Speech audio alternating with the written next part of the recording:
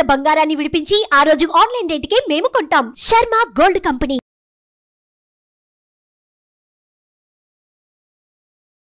నమస్తే, welcome to Suman TV. నేను మీ యామ్ని. ప్రస్తుతం మనతో ఉన్నారు ప్రముఖ ఆధ్యాత్మికవేత్త డాక్టర్ అనంతలక్ష్మి గారు ఉన్నారు. అమ్మని అడిగి మనకున్న సందేహాన్ని అడిగి తెలుసుకుందాం. నమస్తే అమ్మ. నమస్తే తల్లి. అమ్మ, మనకి ఈ నెల 10వ తారీఖు నుండి మాఘమాసం ప్రారంభమవుతుంది కదమ్మా. అసలు ఈ నెల మనం పాటించాల్సిన నియమాలేంటి? అసలు ఈ మాసానికి ఉన్న విశిష్టత ఏంటమ్మా? మాఘమాసానికి పేరు ఎందుకు వచ్చిందమ్మా? ఎందుకు అంటే పూర్ణిమ నాడు చంద్రుడికి సమీపంగా మఖా నక్షత్రం ఉంటుంది. మఖా అన్నది సూర్య శక్తిని బాగా గ్రహించగలిగినటువంటి సూర్యతత్వం కలిగినటువంటి రాశి. ఉత్తరాయణంలోనూ సూర్యుడు తీవ్రంగా ఉంటాడు. ఈ మఖా నక్షత్రం సూర్య సంబంధం కనుక మాఘమాసం అంతా కూడా సూర్య ఆరాధనకి చాలా ప్రసిద్ధమైంది. సూర్యుడిని ఆరాధించాలి అని ఈ నెలలోనే ఆదివారాలన్నీ కూడా, ఆదివారం కూడా సూర్య సంబంధమైంది. అందువల్ల ఆదివారాలన్నీ సూర్యుడిని ఆరాధించడానికి మనం కేటాయించడం జరుగుతుంది. అంటే ప్రతిరోజు ఆరాధించాల్సిందే సూర్యుడిని. ఎందుకంటే సూర్యుడు ఆత్మకారకుడు. సూర్యుడు అక్కడ ఉదయిస్తుంటేనే మనకి మెలకు వస్తుంది. సూర్యుడి కారణంగానే మనం నేను అనేటటువంటి ప్రజ్ఞను కలిగి ఉంటాం, ఆలోచనను కలిగి ఉంటాం. అటువంటి సూర్యుడిని ప్రతిరోజు ఆరాధిస్తారు భారతీయులందరూ కూడా. అవటానికి నేను శైవుణ్ణి, నే వైష్ణవుణ్ణి, నే శాక్తేయుణ్ణి అని ఇలాంటి 100 పేర్లు ఏం చెప్పుకున్నా ప్రధానంగా చేసేది ఉదయం సూర్యారాధన చేస్తాం మనం.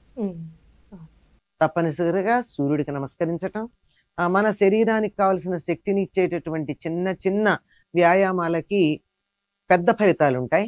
వాటికి సూర్య నమస్కారాలు అని పేరు పెట్టడం. సూర్యుడికి నమస్కరిస్తే మనకు ఆరోగ్యం వస్తుందా అంటే ఆ కాస్త వ్యాయామం చేస్తే ఆరోగ్యం వస్తుందన్నమాట. అందుకని మఖా నక్షత్రం, ఉత్తరాయణం, దీనికి సంబంధించిన మాఘమాసం, ఉత్తరాయణం, ఆదివారం సూర్య సంబంధమైంది కనుక ఈ వారాలన్నీ, ఈ 3 కలిసి వచ్చినటువంటి ఆదివారాలు సూర్య ఆరాధన చేస్తాం. అలాగే సూర్యుడు ఆవిర్భవించినటువంటి రోజుగా మనం చెప్పుకునేటటువంటిది రథ సప్తమి ఉంది. ఆ తరువాత ఆ మర్నాడే భీష్మాష్టమి వస్తుంది. ఆ తరువాత భీష్మ ఏకాదశి వస్తుంది. ఇది భీష్ముడికి 2 ఏంటి, అష్టమి ఒకటి, ఏకాదశి ఒకటి. ఇది చిత్రం. అవి అయిన తర్వాత మాఘ పూర్ణిమ ఉంది. మాఘ పూర్ణిమ చాలా విశిష్టమైనటువంటిది. అకామావై అని చెప్పి తప్పనిసరిగా సముద్ర తీరాల్లో ఉన్నవాళ్ళు 4 పూర్ణిమలకి సముద్ర స్నానం చేస్తారు. సముద్ర స్నానం ఎప్పుడు పడితే అప్పుడు చేయకూడదమ్మా, నదీ స్నానం లాగా. అంటే నదీ స్నానానికి కూడా కొన్ని నియమాలు ఉన్నాయి. అసలు మనం చేసే స్నానానికి కూడా కొన్ని నియమాలు ఉన్నాయి. అందులోనూ సముద్ర స్నానం పర్వడి దినాలు అంటారంటే పర్వదినాలు. పర్వదినాలు అంటే పూర్ణిమలు. పర్వము అన్నదానికి పూర్ణిమ అని అర్థం. ఆ పూర్ణిమ దినాలు ఏవైతే ఉన్నాయో ఆనాడు సముద్ర స్నానం చేయడానికి ప్రసిద్ధమైంది. 12 పూర్ణిమలు చేయలేకపోయినా ఆషాఢం, కార్తీకం, మాఘం, వైశాఖం. అకామావై. ఆ అంటే ఆషాఢం, కా అంటే కార్తీకం, మా అంటే మాఘం, వై అంటే వైశాఖం. ఈ 4 పూర్ణిమలకి మాత్రం తప్పనిసరిగా స్నానం చెయ్యాలి అన్నది, చేస్తే మంచిది అన్నది మనకి శాస్త్రం చెప్పేటటువంటి మాట. కనుక పూర్ణిమ నాడు, మాఘ పూర్ణిమ నాడు సముద్ర స్నానానికి చాలా ప్రసిద్ధమైంది. మరి ఏం చేస్తారు? సూర్యారాధన ఈ నెలంతా చేస్తే ప్రసిద్ధం అనుకున్నాం కదా. ఎలా చేస్తారు సూర్యారాధన అంటే, సూర్యుడు మన నిద్రిస్తుండగా చూడకూడదుటమ్మా. ఆరోగ్యం కావాలనుకునేటటువంటి వాళ్ళు పాటించాల్సిన మొదటి నియమం ఏమిటంటే, మంచం మీద పడుకుని ఉండగా సూర్యుడు కంట పడకూడదు. ఓహో, నేను గదిలో పడుకుంటానండి, ఏసీ వేసుకుంటాను, అవతల వాళ్ళకి కనపడదు కదా అంటే, సూర్యరశ్మి ప్రవేశించిన ప్రదేశం ఏమైనా ఉందా? నేరుగా ప్రవేశించేది కాకపోయినా మామూలుగా అన్నా ప్రవేశిస్తుంది. ఎంత తలుపులు వేసుకున్నా రాత్రిపూటకి పగటిపూటకి తేడా తెలుస్తూనే ఉంటుంది. ఆ బయట ఉన్నటువంటి వెలుగు అంటే సూర్యకిరణాలు భూమిని తాకే లోపల మంచం మీద నుండి లేచి కాలకృత్యాలు నిర్వర్తించుకోవడం అన్నది ఆరోగ్యానికి సూచన. ఇది ఎప్పుడూ చేయాల్సింది. ఒకవేళ ఎప్పుడన్నా అటు ఇటు అయినా మాఘమాసం అంతా కూడా తప్పనిసరిగా సూర్యోదయానికన్నా ముందుగానే లేచి స్నానం చేయాలి. ఈ స్నానం కూడా మనకి కార్తీక స్నానాల్లాగానే ఆ, ప్రవహించే నీటిలో, అంటే నదులు కావచ్చు, లేకపోతే ఒక చోట స్థిరంగా ఉండేటటువంటి చెరువులు కావచ్చు, బావులు కావచ్చు, వీటన్నిటికీ ఉన్న కామన్ ఫీచర్ ఏమిటంటే భూమితో సంబంధం కలిగి ఉంటాయి. భూమితో సంబంధం కలిగిన నీరు ఎక్కడుందో అక్కడ స్నానం చేయడం అన్నది చాలా ప్రధానం. అందుకే దేనికైనా కానీ ఒక తిట్టుకి వాటికి వాడాలన్న మాఘ స్నానాలు అనేటటువంటి పదం వాడతారు. అంటే మాఘమాసం అంతా స్నానానికి చాలా ప్రాధాన్యం ఉంది. అయిన తరువాత సూర్యుడికి అర్ఘ్యాలు ఇవ్వడం, ఇది పాతకాలంలో అందరూ చేసేవారమ్మా. ఇప్పుడు అదేదో చాలా కొత్తగా ప్రత్యేకంగా చేయాల్సిన పనిలాగా ఉంది. కానీ ఒకప్పుడైతే స్నానం చేయగానే అక్కడే ఆ తడి బట్టలతోనే సూర్యుడి వైపుకి తిరిగి సూర్యుడికి దోసిళ్లతో నీళ్ళు ఇస్తారు.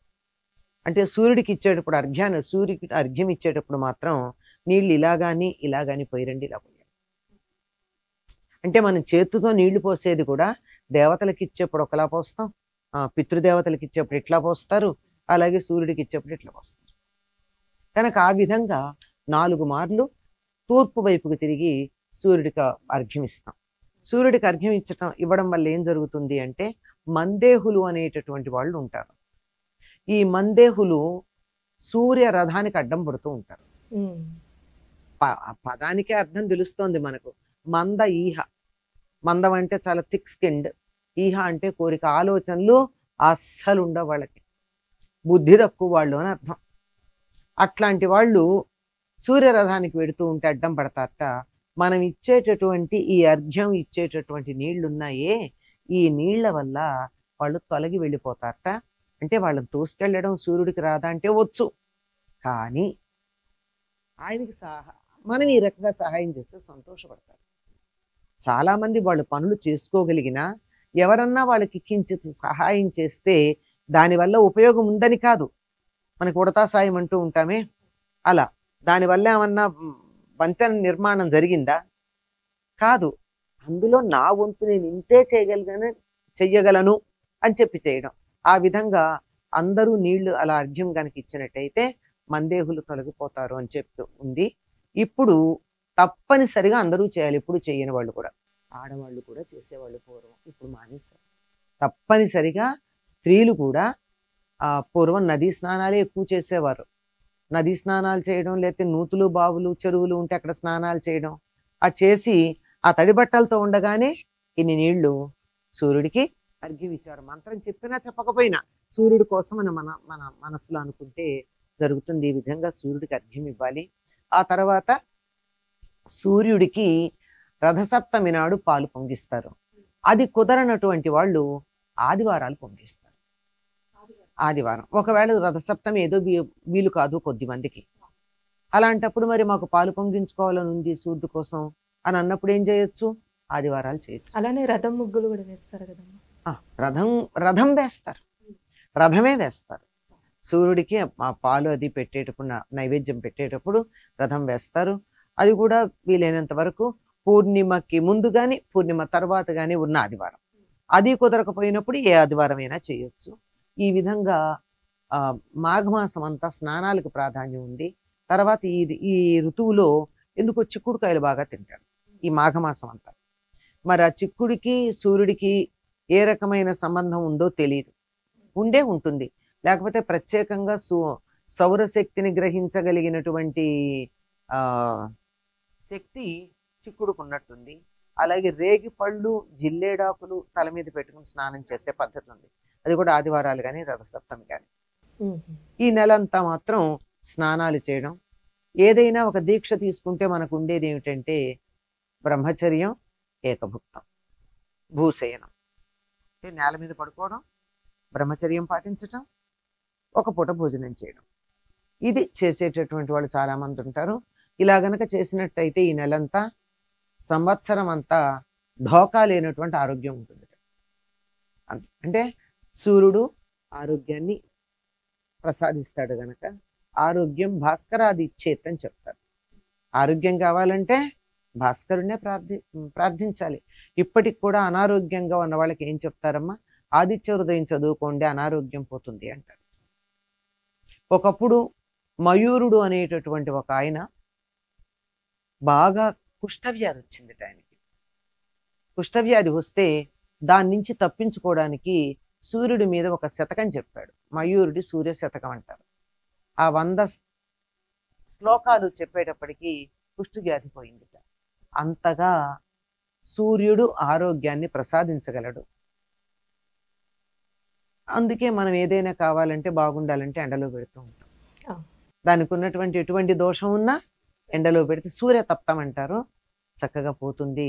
అటువంటి సూర్యుడు ఉచ్చ స్థాయిలో ఉండేటటువంటి నెల మాఘమాసం కనుక సౌరశక్తిని ఈ నెలంతా మనం జిల్లేడాకులకి అర్కపత్రాలని పేరు. సూర్యశక్తి కలిగినటువంటివి. అర్కుడు అంటే సూర్యుడు. అలాగే రేగుపళ్ళకి అటువంటి శక్తి ఉంది, చిక్కుడుకాయలకి అటువంటిది ఉంది. అది అర్కపత్రాలు పెట్టుకుని రేగుపళ్ళు పెట్టుకుని స్నానం చేసి రేగుపళ్ళు తిని చిక్కుళ్ళు తిని ఆరోగ్యాన్ని నెలంతా మనం పెంపొందించుకుందాం. శారీరక ఆరోగ్యంతో పాటు మానసికమైనటువంటి ఆరోగ్యం, నేను అనేటటువంటి ప్రజ్ఞ, ఆత్మవిశ్వాసం ఇవన్నీ కూడా ఈ సూర్య ఆరాధన వల్ల వస్తాయి గనక మనం అందరం పొందుతాము అని ఆశిస్తూ చాలా చక్కగా తెలియజేశారమ్మా. ధన్యవాదాలు.